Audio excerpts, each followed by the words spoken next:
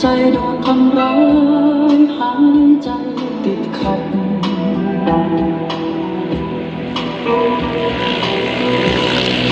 ผู้คนมากมายแต่คล้ายดังโดดเดี่ยวชีวิตหนึ่งเดียวไร้ใยดีต่อ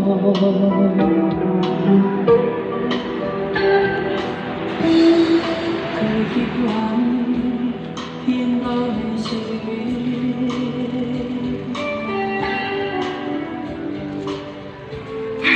ใครเราจะคิดจะมีวันพลาดจากฟูมไฟลงเกลือกลิ่นร่ำร้องกับหมอ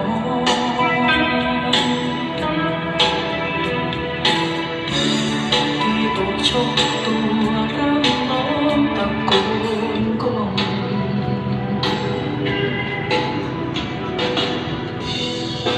นี่คือความเข้มแข็งสุดท้ายที่ฉันจะแสด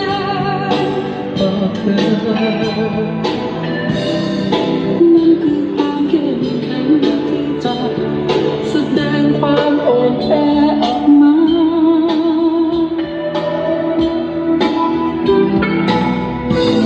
ให้เธอเป็นน้ำตาให้เธอได้รู้ว่าฉันอ่อนแอปานใด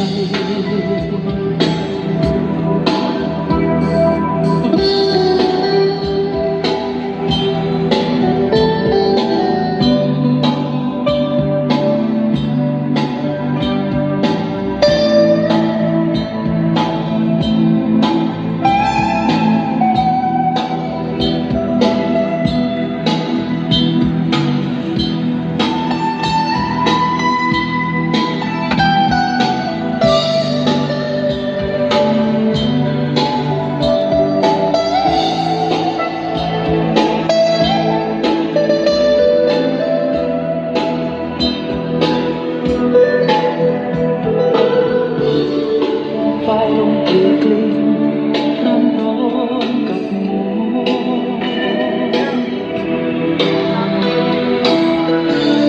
ตัวอกชกตัวร้องร้องตะโกนก้อง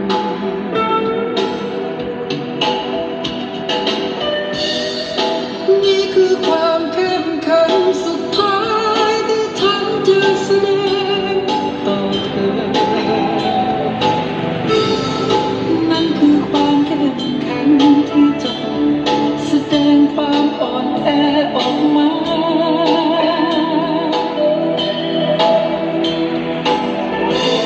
ให้เธอเห็นน้ำตาให้เธอได้รู้ว่าฉันอ่อนแอปานใด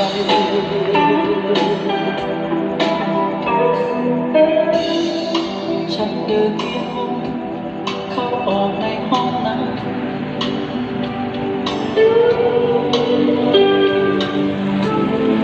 ที่เคยอยู่กันฉันทนไม่ได้